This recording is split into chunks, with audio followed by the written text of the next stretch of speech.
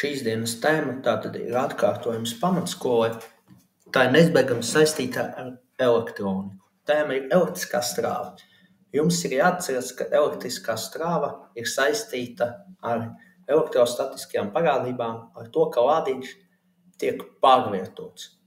Rezultātā, pārvietojas lādiņam, ir novērojama strāvas parādība. Pēc definīcijas strāva ir elektriski lādētu daļņu virzīta kustība laikā. Šajā gadījumā, ja mēs uzrakstītu formulu, mēs iegūtu, ka strāvas stiprums I ir vienāds lādiņš, jeb lādiņu ujums, dalīts ar laiku, kurā šis lādiņš tiek pārvietots caur vadītāju. Citreiz formulās var tikt lietots arī delta T, ja tiek apskatīts laika intervāls, kurā lādiņš tiek pārvietots. Kas jums ir jāatceras un jāzina? Pirmais strāvas apzīmējums ir lielais I. Tātad ar lielo I apzīmē strāvas stiprumu. Tālāk strāvas mērvienība, pamatmērvienība ir ampērs. Lai mēs iegūtu ampēru, mums ir jāvērtā arī citas pamatmērvienības. Lādiņa gadījumā Q, tātad pamatmērvienība ir kulons. Savukārt laikam mēs jau zinām, ka pamatmērvienība ir sekunde. Līdz ar to iznāk, ka formulā mums ir jāievieto lādiņš kulonos un jādala ar laiku sekundēs. Vēl fakti, kas ir jāzina, lai izprastu gan elektriskos slēgumus, gan pēc būtības, kas tad ir strāva. Pieņemtais strāvas virziens elektriskajos slēgumos ir no, piemēram, baterijas plusa uz mīnus. Piemēram, es saku, jo baterija varētu būt arī cits elektrobāžas avots, taču vienmēr pieņemts, ka plus no plusa uz mīnus savukārt. Elektroni fiziski pārvietojas pretēji. Elektrons, atcerieties, ir negatīvi lādēta daļiņa, tas pārvietojas no mīnusa uz plusu. Šīs lietas, kas ir jāatceras un ko nedrīkstētu jaukt. Tālāk apskatīsim uzdevumus vienkārši, kurā lādiņš ietekmē strāvas stiprumu, laiks ietekmē strāvas stiprumu, apskatīsim, kā, protams, izmantot šo formulu, veicot aprēķinus.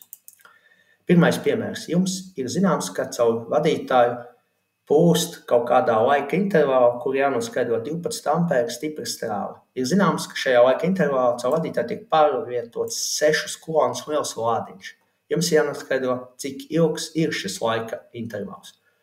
Formula, kur jums ir jāizmanto, ir, ka strāvas stiprums ir vienāds ar lādiņš dalīts ar laiku, jeb laika intervālu.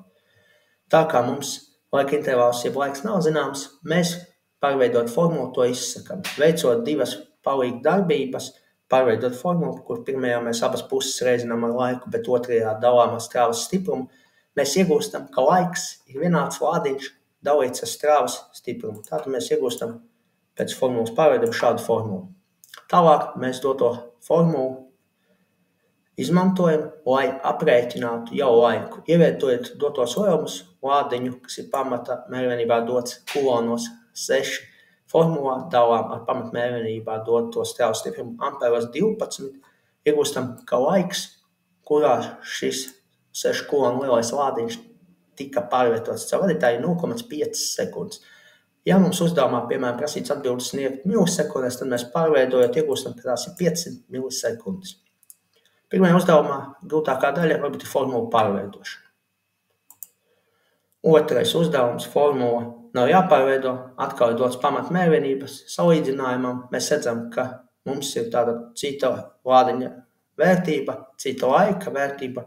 Ievietojot dotos lielumus formulā, lādiņa vietā 6,8 kulonus, laika vietā 1,6 sekundes, mēs iegūstam, ka strāvas stiprums šoreiz ir 4,25 ampēri, kas plūst caur vadītāju. Atšķirībā no pirmās reizes, kur mums bija jāizsaka laiks, pārveidot formulu, otrajā gadījumā mums formulu nebija jāpārveido, bija jāaprēķina strāvas stiprums, izmantojot tātad jau zināmo formulu, ka strāvas stiprums ir lādiņš dalīts ar laiku. Trešais uzdevums, lai atkārtotu jums nedaudz pakāpes un to izmantošanu, kā arī, ka vienmēr jālieto pamatmērvienība, tad šoreiz uzdevumā ir dots, ka atkal jāizsaka, jeb jāprēķina strāvas stiprums, bet dotais lādiņu lielums ir dots nevis vairs kulonos, bet citā mērvienībā, šoreiz mikrokulonos. Jums ir jāatceras, ka mikro ir -6. pakāpe, un laiks mums ir dots milisekundēs, kas nozīmē, ka jāatceras, ka mili ir -3. pakāpe.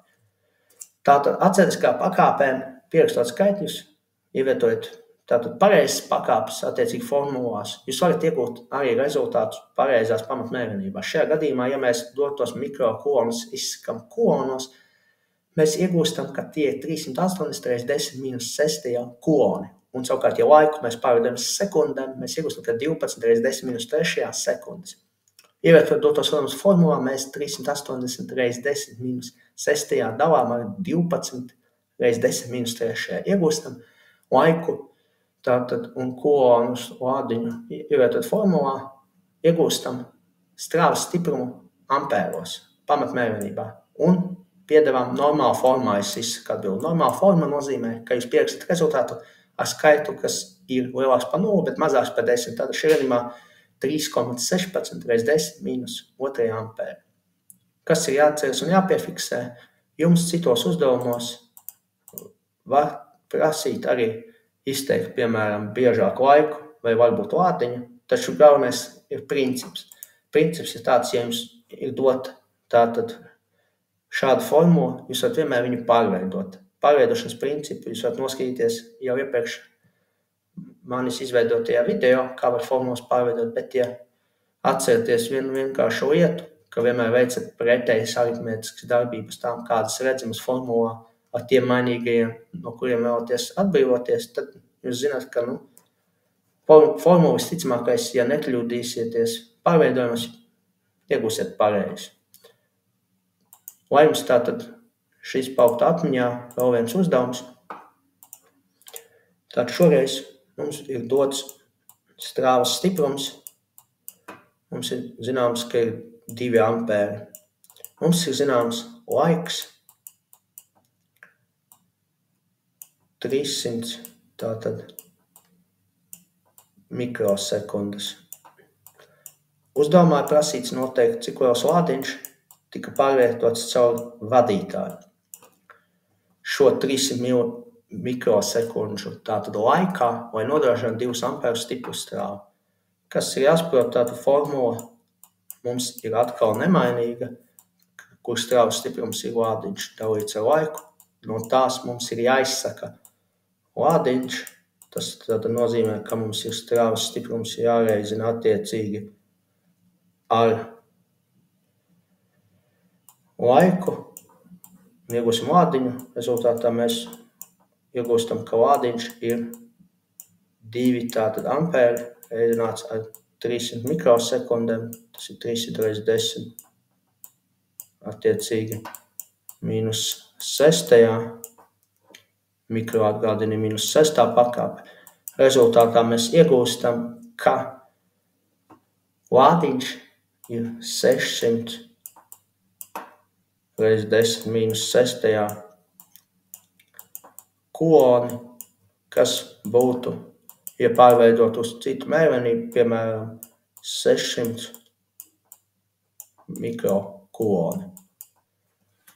Cerams, ka šis piemērs tātad jums paliks atmiņā, tāpat kā iepriekšējie, un ka būs aptuveni skaidrs, kas ir elektriskā strāva un kā to var aprēķināt, ja ir zināms laiks un lādiņš. Ja ir šie abi lielumi zināmi, tad zināsiet arī, kā var aprēķināt elektrisko strāvu. Lai jums jaunas zināšanas un tiekamies nākamajā reizē.